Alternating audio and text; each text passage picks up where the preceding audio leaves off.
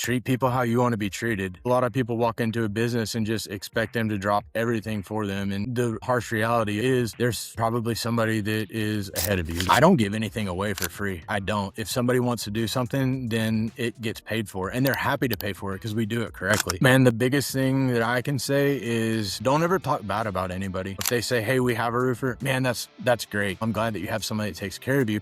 Are they taking care of all of your properties? When was the last time that they were out at your properties? So they're not proactive about anything. And if you can get people asking questions and you can give the correct answer, you can generally have a shot at getting in there. I'm going to make this the headline of this interview, that if your margins are tight, you're not doing something right. Okay. Welcome to the latest episode of the Roofing Millionaires podcast, the only roofing podcast where we don't promote anyone and we don't sell you anything. In this episode, we are sitting down with Aaron Haddock from Tyler Roofing Supply in Texas, and we talk about the challenges and the hurdles that suppliers and contractors face in day-to-day life and how you can build a good business by maintaining a decent relationship with your suppliers. So do like and subscribe to our YouTube channel if you want us to bring more roofing experts like this on the show who can help you learn the right things in the right way. Let's dive in.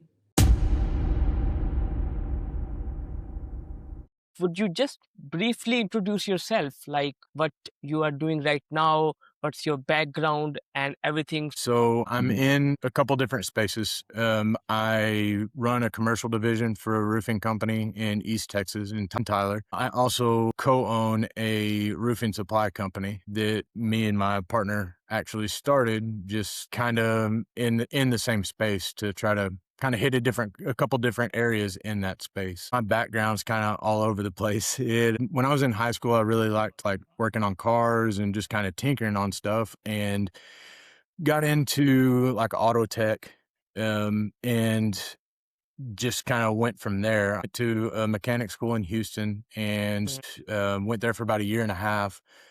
Graduated and then moved back to Dallas and worked for a Mercedes-Benz dealership in Dallas for about 13 years. So not really in the roofing space, but when I turned 18, I started working there and just kind of transitioned from a valet and a porter to lead mechanic to shop foreman, team leader, and stuff like that. I got into just kind of like everybody, not everybody, but like some people in their late 20s, got into some trouble, realized that was in kind of a place that I didn't want to be, and decided just to get out. I needed to move away, just kind of restart fresh. So I'd never opened a business before, and I really enjoyed fishing. So I kind of dropped everything I was doing. I quit work and opened a fishing guide company about 2 hours north of there. From there, I did that for about 3 or 4 years and really enjoyed it, but met my wife and she lived in East Texas. So logistically, it just didn't work out. So she had a really good job here, and I wound up moving to Tyler and kind of just didn't really shut down that business, but slowed it down, kind of transferred it off to somebody else. Moved down here, had some money saved up, and decided man, I'm just going to try to figure out something else. Went from there to just kind of fell back into what I knew and went back to the automotive industry. Worked there for about 3 years, and a buddy of mine came in and he said, have you ever thought about doing roofing? I was like, man, I don't know anything about roofing. And he said, man, I didn't either. He said, you ought to check it out. So he brought me up to their shop and kind of looked around and really liked what I saw, liked, the atmosphere. It was a fun, energetic atmosphere. So, I said, I'll give it a shot. And so it might be, the chance to get back out of the automotive field. So I started, and I guess it was probably 3 or 4 weeks in, we got a pretty good hailstorm and kind of saw what could happen from there. So I really wasn't that good at sales. I hadn't really ever done it, but I realized real quick that I'll work harder than anybody else. While everybody else was going and knocking 20 or 30 doors a day and getting 1 or 2 deals and then going home, I realized that in order for me to do what they were doing, I had to double the work. So I'd go out and knock 100, 150 doors a day.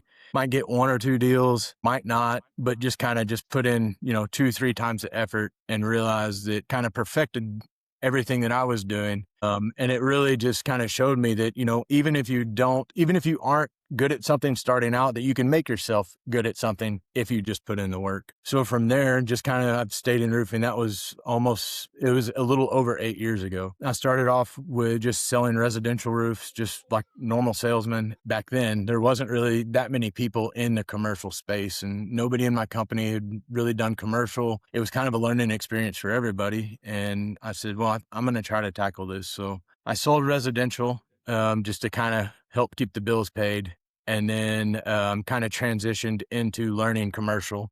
Because myself and the owners, we really didn't know that much about it, but we knew people that did. So we used that to kind of help platform us into the commercial space, and just is trial by error. And there was a lot of errors. And since then I'm the commercial manager now. Myself and another gentleman, we kind of run the commercial division. We have pretty good like free reign of, if we want to try something, if we want to do something, we can do it. We've grown it substantially. I think the first year I sold, it was like $25,000 in commercial. And it was almost a joke. It's like, I don't even know if why am I even doing this? And then the second year, stuff kind of picks up. And if you look at the turnaround on commercial, it's not something that happens overnight. It can be anywhere from a 2-week sales process to a 4 or 5 year sales process. So that's kind of on the roofing side. And then when it was almost 2 years ago, myself and the owner of the company were talking. It's like, man, we could capitalize on material too. We're spending this much in shingles, we're spending this much in roofing material, this much in product. Like, what could we do to capitalize on that? So we started talking to a friend of ours that has a pretty big supply company, and he kind of helped us get into that space. So it went from just roofing to essentially roofing and supply, and supplying us with material to where we weren't paying other people, we were paying ourselves for material, but then realized that this part of the area really lacks good roofing supply company. There's the big companies that they not cater, but they focus on larger customers. But East Texas has a lot of people that are doing like $2-3 million a year, and they're just kind of put by the wayside. And we realized that there was kind of a niche market in that, and that's kind of what we capitalized on and what we're doing now. Thank you so much for sharing all of that with me. And I have read about you, and I know that you are on both sides, and that is something that triggered me to have this conversation with you as well, Sure. because you are on the supply side and you are on the contractor side as well. So you know the problems on both sides. You are kind of playing on the both sides. From a supplier point of view, what are the biggest blind spots that you feel contractors have, commercial contractors, about logistics, about materials, and about pricing? These bigger supply companies have companies that are spending upwards of $20 to $50 million with them every single year. And more than that too. In our market, I'm going to say probably the bigger companies are spending $20 to $30 million a year with them. And they really focus on those companies. So the smaller companies just kind of get put to the wayside. And I'm not saying they get like forgotten about, but they don't get as much attention as I think that they should. We really realized that was a huge thing in that industry. Smaller companies just didn't get the service that they deserved. And in turn, it made it to where they almost couldn't compete with the larger companies. That's probably the biggest hurdle. The other is pricing. It's, a lot of the bigger supply sides, they focus on shingle pricing. And yeah, they can drop shingle pricing, and they can generally make their shingle pricing cheaper than anywhere around, just with the volume that they do. But what people don't realize is the margin really isn't in the shingles. Whereas if you're getting a quote from a supply company on a 40 square roof, they might drop the shingles down to $5 a bundle or $5 a square cheaper than everybody else. So you're saving money. So when somebody calls, hey, how much is a square of, Malarkey Highlander? And they'll tell you 115 or 110 or, whatever it is now. But what they don't tell you is where we make our margin is going to be all the accessories, the ridge, the nails, ridge vent, all the pipe jacks. And it's almost like everything is focused just on the shingle pricing instead of an actual like price of the roof. So one of the things that we do is I tell people straight up, our shingle pricing is probably going to be a couple dollars a square more. But instead of just me telling you the shingle pricing, how about you send me a job and I'll quote the entire job, and we'll generally be anywhere from like $300 to $800 cheaper just because of, the accessories, especially like ridge and starter nails. The bigger companies, they obviously have the capital to buy 2 or 3 truckloads of nails at a time, or 2 or 3 containers of nails at a time. And so they're paying pennies on the dollar to what they're charging. But just for example, around here, mostly like coil nails, it's going to be $65 to $75 for a box, and we're selling them for 50. So it's still a good it's still a good margin for us to where we can make our money, but we can also save a lot of these little guys money to where they're not able to negotiate with the bigger suppliers to get their prices down. So when they go and bid a job, they either have to lower their margin or really sell themselves and sell the job more than a lot of these bigger companies. Okay, so what you are saying is that I totally understand that big companies focus more on these bigger accounts, and the small accounts, they are ignored. So let's just say you are in East Texas alone and you can't cover all the states and all the cities and every company. So let's just say I am a small account and I am like a $2 or $3 million per year commercial contractor, and I want to get priority treatment from a supplier company. Is there any way I can do that? It's harder to do it. I'm not going to say you're not going to get priority from a bigger supply company, but it's harder to do it just solely because they want to keep a $20 million account happy and keep that account. If something pops up and they're going to either have to cut an order from that company or cut an order from a smaller company, or change a delivery date for a bigger company, or change a delivery date from a smaller company, they're going to generally try to keep the bigger account happy.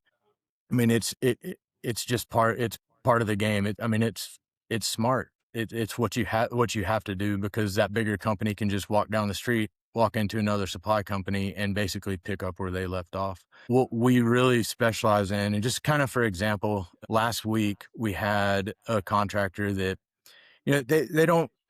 they don't do a lot. They probably do 2 or 3 roofs a week, decent. I mean, a decent amount with us, but he called me up and he's like, man, I don't know what to do. I'm like 2 hours away. I'm 2 sticks short of drip edge. Is there any way you can just set the drip edge out, and I'll try to figure out a way to come get it? And it's like, man, let me hang on just a second. I went and talked to, warehouse manager, and said, and called him back. I said, hey, I got my warehouse manager out there. I know you're in a bind. I said, let me get that out to you. So, I mean, we lost money, you lose money on stuff like that, but you gain a customer for life.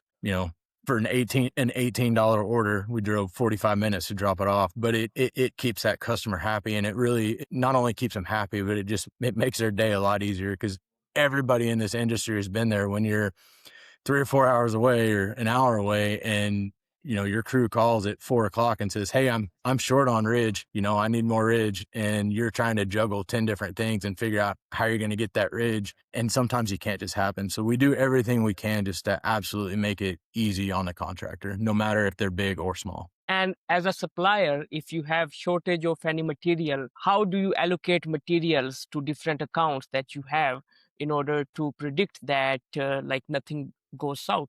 So right now, there's really not too much allocation from manufacturers. There still is, but we really, just to be honest, we don't do the volume to really have to worry about any kind of allocations. We keep most of the stuff in our yard, but there is times that, like, if a customer will call and they just want something oddball, we can generally get it within 48 hours. But if they need it quicker than that, I can send my truck down to Houston or down to a different loading dock from our supplier that we can pick it up a little bit quicker. So we can usually make stuff happen. As far as allocations, we don't really have to worry about that as much, but like with just different special order stuff, we just treat them like we would want to be treated. If I have a customer that, really wants this job and it needs to get done, then I'm going to do everything I can in order to keep that customer. It in turn flips to our side as well, to where in order for them to keep that customer, I have to keep my customer, and I'll do whatever I can to get it, be it,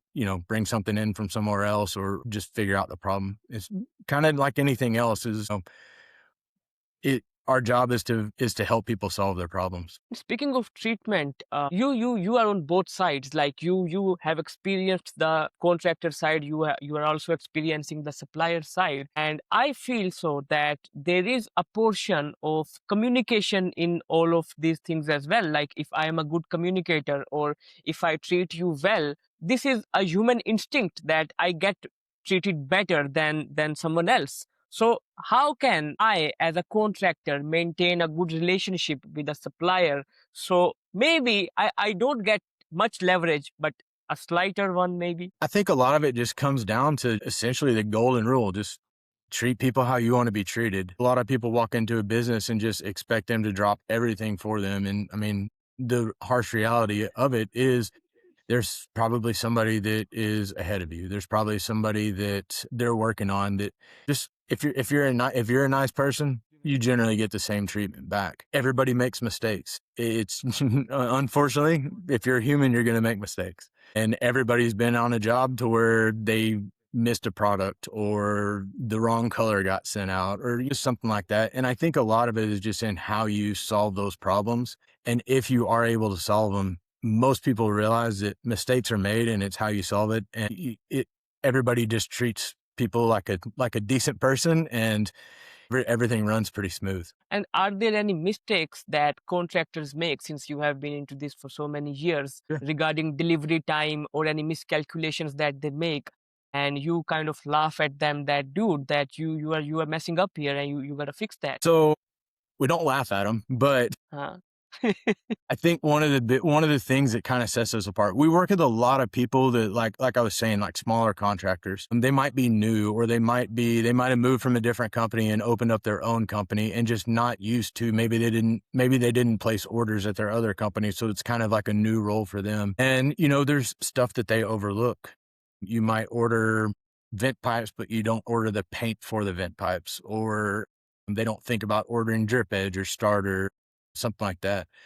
One of the things that we kind of talk about is, since we're roofers too, we know what to look for. So I'll always look over an order form and just kind of make sure that it makes sense. And if it doesn't make sense to me, I always make a phone call. But I would say probably the number one mistake that people make is either leaving like a small product that they don't think about off, or mismeasuring a house to where they don't include waste, or there's not enough ridge. It's usually nothing big, like, a shingles. It might be a square here and there. It might be like short a box of nails. But if I'm taking an order from somebody, I always I pull up the address, I kind of look at it, make sure that their order makes sense, especially if it's somebody new in the industry, just because kind of comes back to everybody's running around like crazy, especially during spring and storm season, that there's a good chance that they might miss something. And there's a good chance that when the crew figures it out, they're going to not be at that job and they can't just run and grab something. So I think just rectifying that from the beginning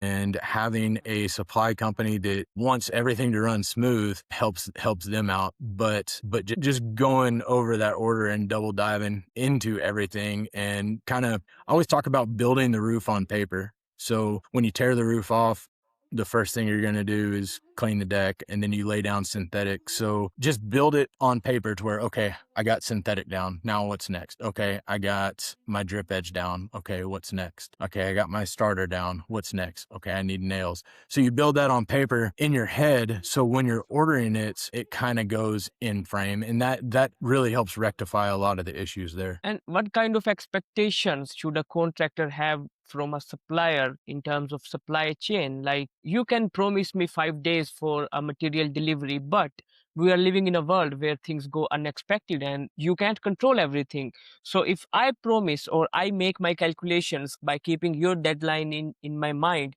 I might miscalculate things. So from your experience, what would you advise to a commercial contractor, that these are the kind of expectations you should be having up front? So I generally tell people that don't have materials delivered the day of the job, because something can always happen. I mean, it can happen on our side, it can happen on their side, but if one of our trucks breaks down and I have 4 orders to go out and it breaks down halfway there, you have a crew that's sitting at your house. And unfortunately, there's not too much that I can do about it. I'll get it there as quick as I can, but I can't pick up a pallet of shingles by hand and walk them to the house. Stuff like that happens. I will always call the customer and tell them I'm upfront, honest, like, hey, I got an issue. I'm going to get it handled, but kind of here's what's going on. But I think ordering materials, one of the big hiccups a lot of people have is wanting materials. Okay, I want them there the morning that we start the job. So our first delivery was promised it'll be there between 8 and 10. So if it's a smaller house, generally by 9 o'clock, the crew's ready for synthetic and they're ready to be starting to lay shingles. They have everything cleaned up. But if my truck doesn't get there till 10, you have a crew that's sitting around.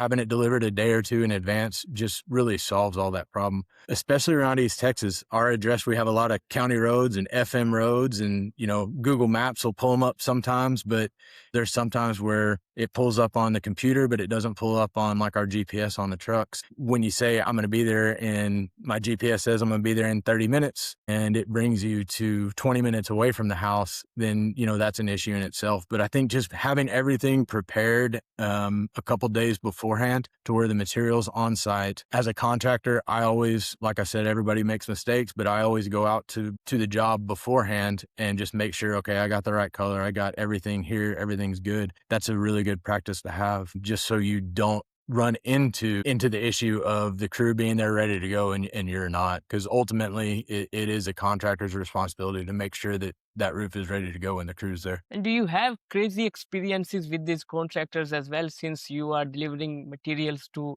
these guys who are working on multiple projects at times? And if so, what has been your like craziest experience so far? Don't have that much crazy stuff. I've had a lot of people not a lot of people. There's been 2 or 3 where I'll get a call and say, hey, you delivered weatherwood on this job and I needed black. And that's the call at 6 o'clock in the morning that nobody wants. The contractor doesn't want it because the crew called them, and I don't want it because I just delivered the material the day before. Is like, and I think that's one of the biggest things. And it's like, I would say the craziest time is I had somebody I was called every name under the sun because I delivered the wrong material. And it was like 5:45 in the morning, like half asleep, half awake. And, said, well, let me get to the computer and let me figure out what's going on. So I left and got up here and I looked, and I delivered the material that they said it was. I drove out to the house, looked at it, and I called them back. I was like, man, you put weatherwood on here and we delivered weatherwood.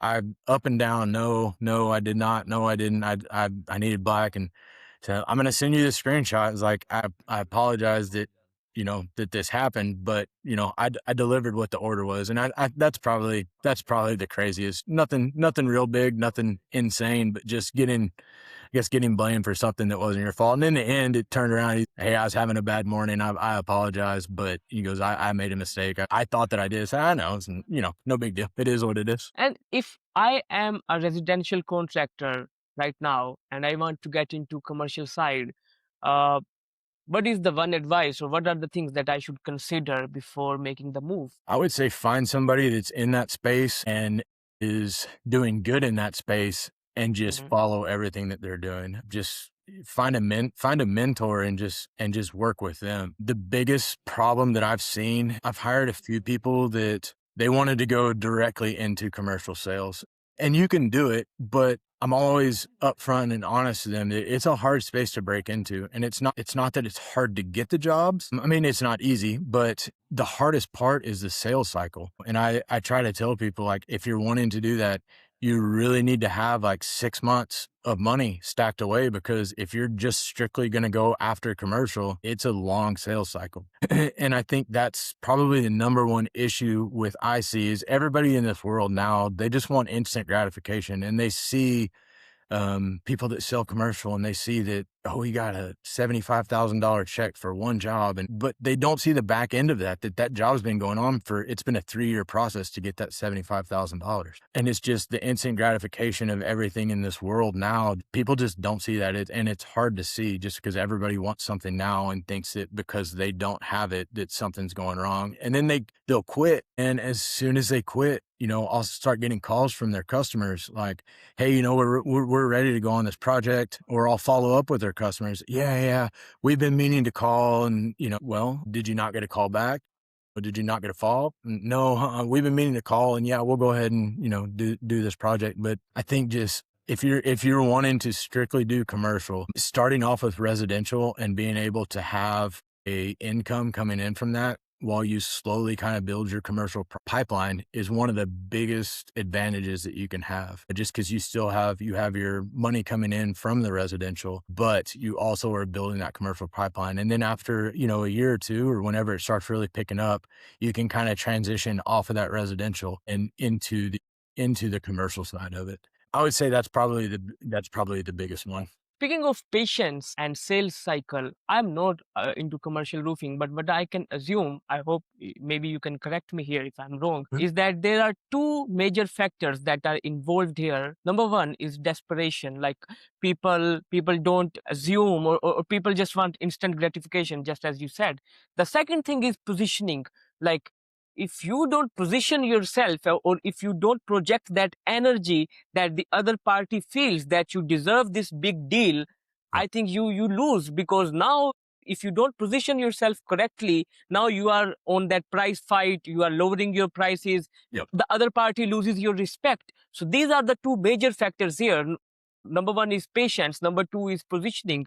What are your thoughts on this? I think you're absolutely correct. Patience is a big one, but just position yourself as the expert in that field. And that's why I say, find a mentor. If you have somebody in your company, or if you don't have somebody in your company, find consultant or something like that that can help walk you through that process and help you close deals, to where most of the time it's not price. It's everybody thinks that, and they chase the price. And, I don't give anything away for free.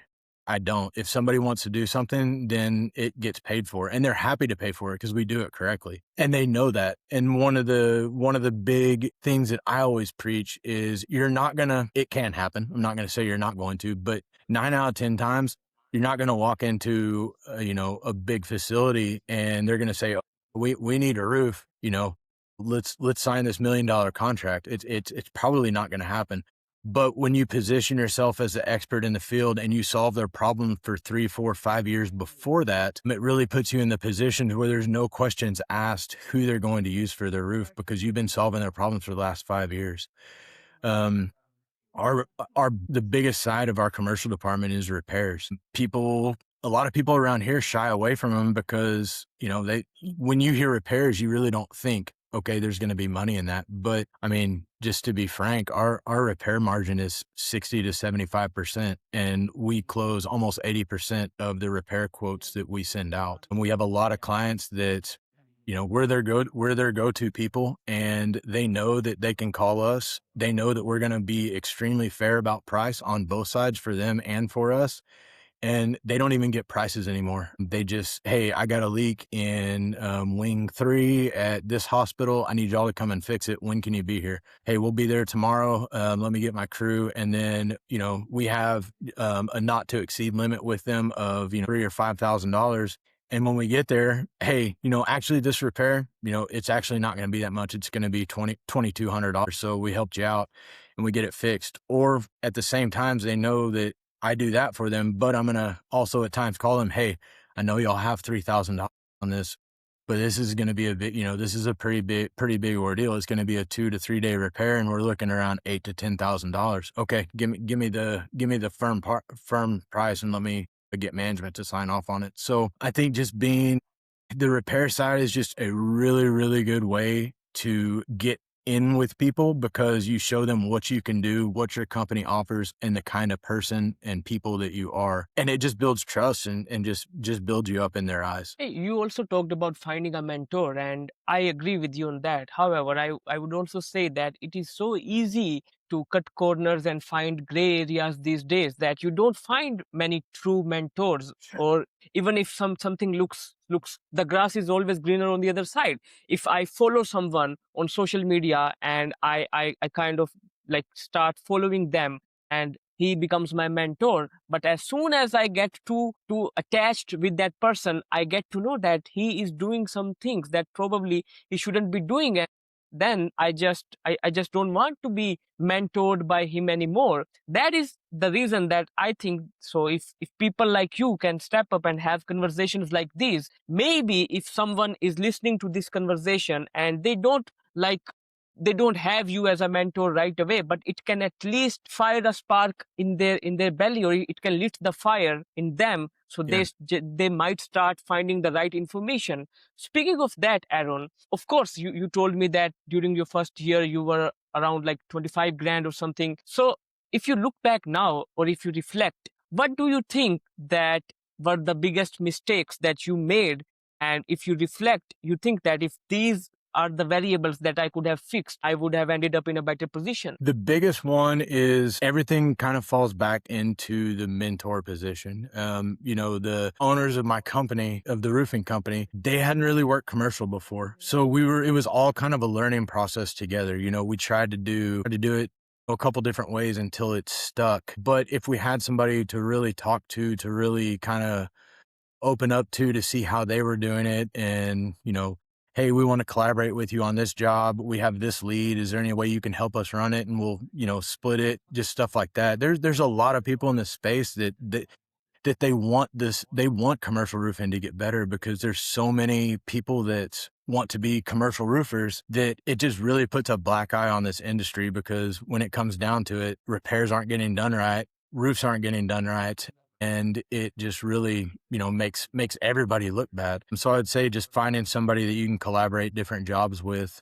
that are above what you're used to. The biggest mistake that we made was not doing that. The little mistakes along that were, we chased a lot of new construction. It was, there's a lot of websites out there that, U.S. government bid, and just different places where GCs throw out their bids. And just, it was, looking at everything, you get all these emails. It's like, man, I'm getting 10 emails a day. I can just bid these roofs and I can do all this behind my computer, and they're chasing price. 9 out of 10 times they're trying to get a little bit of a higher bid, pad their estimate, and then when it comes time, if they're awarded the job, they try to find a cheaper bid to do it. Not saying all GCs are like that, but most of the ones that I have, some of the ones that I've had experience with are. We have a lot of really good GCs that we work with now, but it's people, like I said, that we've kind of proved ourselves with repairs. It's not anything that we've gotten off of like bidding websites and stuff like that. When you first kind of get into the space, it looks like the easy way to go. Like, hey, I don't even got to knock doors. All I have to do is get on here and I can submit a bid, and then we'll get this job. And what they don't tell you is they just blasted it out to 385 contractors, and chances of you getting it, generally, unless you can sit down with them and they've been awarded the job and really explain in detail what you're going to do, it's slim to none. So I would say that trying to work strictly off of bid websites is probably the biggest mistake we made. I wasted a lot of time the first year just chasing that, thinking that it was going to work out. And I mean, it didn't. Okay. Earlier in the interview, you just mentioned that it's really not about the price, and I agree with you on that 100%. That it's really not about the price; it's about the positioning and patience. And speaking of that, Aaron, I'm gonna come back to GCs later on, but right now, let's just discuss about the psychology behind this as well. What I can assume is that most commercial roofers or the companies, when they lose a bid, there are some lies that the owner or the person who is in charge of doing that bid, they tell to themselves that, okay, this is the reason that why we lost the bid. Maybe our price was too high, maybe this went wrong. But that is really not the reason. The reason is either positioning or patience or whatever. You can guide me on. So what are the common lies that a contractor tells themselves after losing a bid, and how they can get rid of them? I think there's the two big ones that I've seen, I've been guilty of it myself, is trying to sell off a price and then just assuming that they had already picked who they were going to have. One of the things that we lie to ourselves about, it is price. When you first get into this, it's hard to see a $300,000, $400,000, $500,000 bid and not go, oh man, that's a lot of money. That's a lot of money. And just trying to get that out of your head to sell somebody, because when it comes down to it, yes, they're spending their money, but it's a lot different than a residential roof, because, $300,000 to a multi-million-dollar corporation really isn't that much different than a homeowner spending $10,000 or $12,000. on their roof. And that's what you really have to get out of your head, because the price thing is not, it's not the end all be all. And the customers that you lose strictly because of price, you probably don't want anyways, because it's going to wind up being a headache. But I think, with you hitting on that, that's probably the number one thing, that just the lies that you tell yourself in your head of why you didn't get that job. The other one, as far as like already having somebody picked, is, oh, they do all their roofs. They do all their roofs. Why, I didn't have a shot at this. Well, yeah, you did. You positioned yourself as to be a lesser company than the company that does it. That company hasn't been around forever. They haven't done their roofs forever. They somehow got in there, So I think that just assuming that because somebody has used this person forever, that they're going to continue to use them, because if they really, really, really wanted to use them, they probably wouldn't gotten your bid anyways. Now, there is times when the companies have to have 3 bids, and they'll call you out anyways, and they'll position somebody to be the person that's going to get that job. But at the same time, a lot of times, if they are calling 3 people, there is a chance for you to kind of work your way in there, and just asking them, hey, I really appreciate the opportunity and you letting me bid this, but can I ask you the reason that you went with a different company? And man, these business owners and the people that make the decision makers, they're people too. And they know that, they run into the same thing in their jobs, because they're doing the same thing. Everybody's a salesman, whether you're labeled a salesman or not. You're selling your kids at the house on what they want to do or what you want them to do, or you're selling your salesman on going out and knocking. But I mean, fact that you speak, talk to them like they're a human, and just ask, why didn't I get this job? And most of the time they'll tell you. And when we talk about getting in there, how can someone build relationships? If there is a role of relationships, how can someone build them with the GCs and the property managers to get some early work? If there is a role of relationships in getting in there. Man, the biggest thing that I can say is don't ever talk bad about anybody. If they say, hey, we have a roofer, man, that's great. I'm glad that you have somebody that takes care of you. Are they taking care of all of your properties? Well, yeah, they are. Oh, okay. Well, when was the last time that they were out at your properties? Oh, they come out when there's leaks. Oh, so they're not proactive about anything? Well, what do you mean? And if you can get people asking questions and you can give the correct answer, you can generally have a shot at getting in there. I always tell people, like, if you're happy, that's great. I mean, just as long as you're being taken care of, I just want you to know that, there's sometimes that people can't make it out. If you have a leak that's leaking onto Susan's desk and her computer just shorted out, and they say it's going to be 2 days, but you have 2 days of rain, and he can't get out here, give me a call. I'm more than happy to come over and kind of like give you an opinion. Even if you use the other company, like, at least what's wrong with the roof, so you can tell them, like, hey, it's going to be this repair. I had somebody else look at it because you couldn't get out here. And it really puts you in the position of somebody that is trying to help, instead of just somebody that's trying to make a dollar. You're so right about that you don't have to talk bad about anyone. And if you get into this game, and if you know the right questions to ask, you can actually make the right relationship, and that can eventually lead you towards the right sale as well. That brings me to think that, what is the role of trust in commercial roofing? I think the role of trust is, it's built up over a period of time. A lot of people, especially in this market, they've been burnt time in and time out. And I'll get on a roof and, I'll have somebody call me, hey, I had another company out here. They fixed this leak and it didn't stop leaking. And they came back out and they fixed it again and it didn't stop leaking. Okay, well, let's get it looked at. And when I get up on the roof, it's a TPO roof, and there's, somebody's gone up there and put 3 tubes of caulk on it and some tar. It's like, hey, here's what happened. It looks like they tried to fix it this way. I'm not sure why they did that. There might be an explanation behind it. Just goes back to not talking bad about anybody. I'm not sure why they did this. There might be a reason. But if I was going to do this, what I would have done is I would have cut out this section and I would have welded this in. The price to do that would have been right around $3,000. And well, they only charged $800. I understand they only charged $800, but they also didn't fix the problem. And did they charge you the $800, or did they charge you $2,400 because they came out 3 times and tried to fix it? So you're not selling the difference between, you're not selling the or $3,000, you're just selling the difference between the $600 difference, to where is $600 worth you not having to deal with this all the time.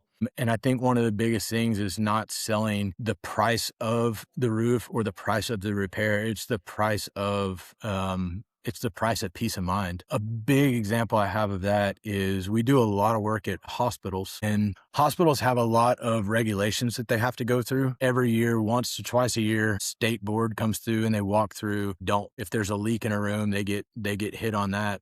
Or, I mean, needless to say, if they have a leak in an operating room or in a patient's room, they can't use that room because it's leaking. And just making them realize that, hey, just comes back to asking questions. Hey, if you can't occupy this room, how much does this room make you per hour? Well, this room makes us about $4,000 per hour. So if you don't fix this, you're looking at, $20,000 to $30,000 a day that you're losing out on. So if I can fix you up with a $5,000 repair, I mean, that's just a little over an hour, So, I mean, just putting it into perspective like that is a great way to kind of gain trust and make people, you almost not manipulate, but you have to almost make people's mind think different than they usually do. That they're not spending this amount of money, they're actually saving this amount of money. You gave a good example of 2,400 versus 3,000. That's just a $600 different. This is my personal kind of question that I hear contractors whining all the time that margins are tight, things are not going well. How much truth does that statement carry? I think it carries a lot of truth for the people that are fighting over the bottom of the barrel pricing. People that haven't proven themselves to their customers that they're worth the additional cost. For those of us that have a client list that, they keep calling us, they keep wanting us to do repairs, they keep wanting us to do re-roofs. I mean, margins aren't generally tight.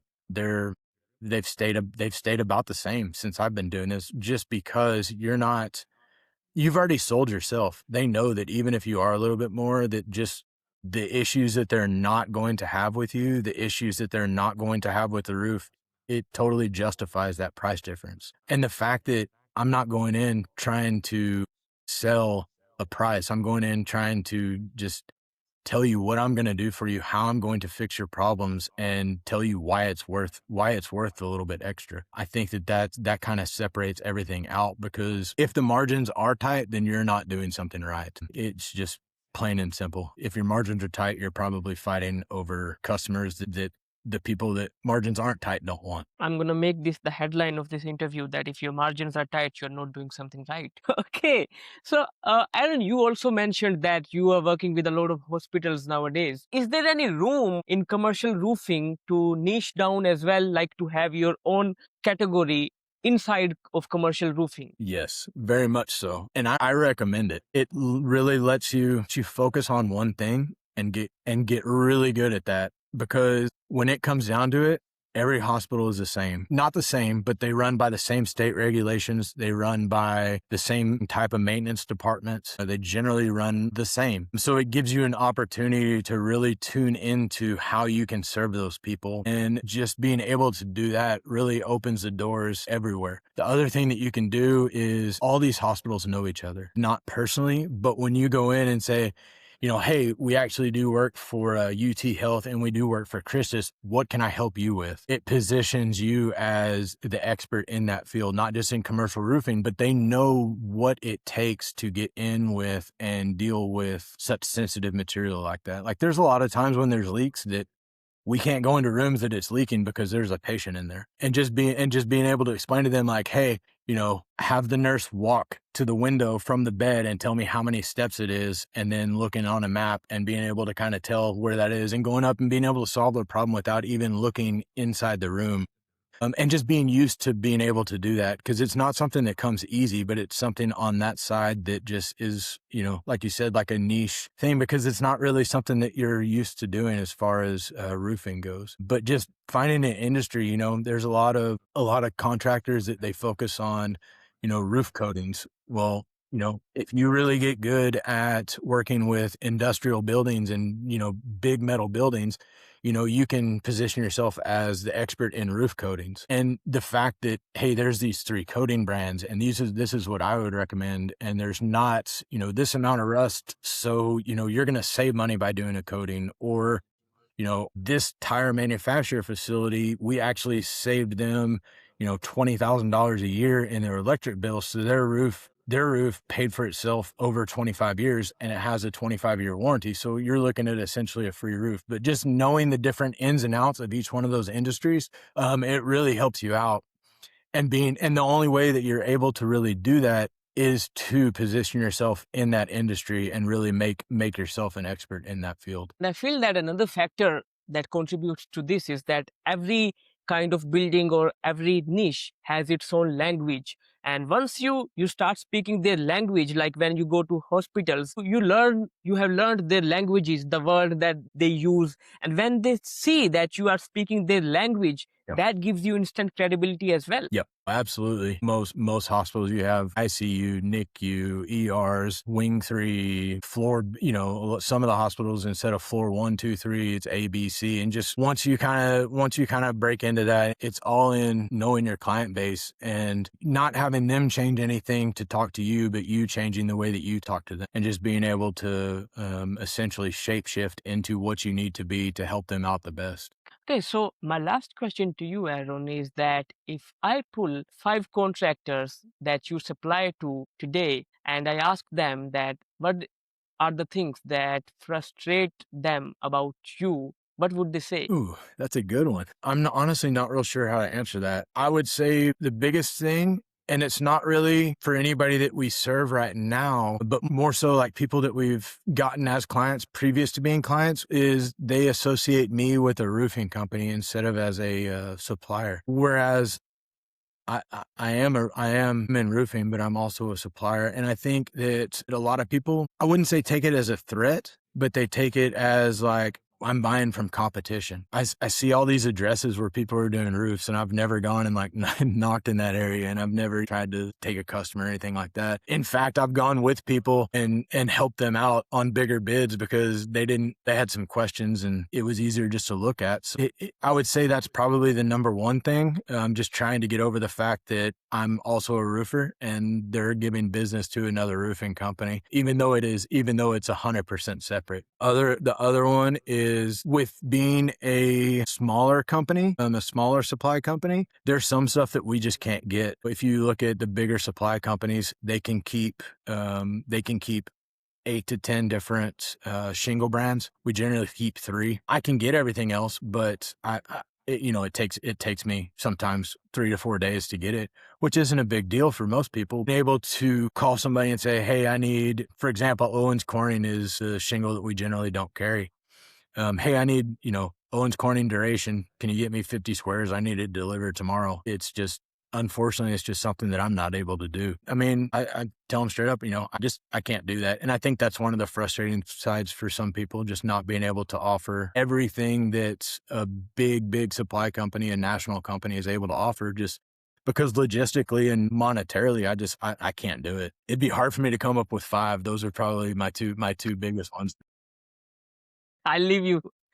I'll leave you with that. And one thing that I can tell is that I have learned this the hard way as well, that you can't be everything for everyone, but you can be something for someone. 100%.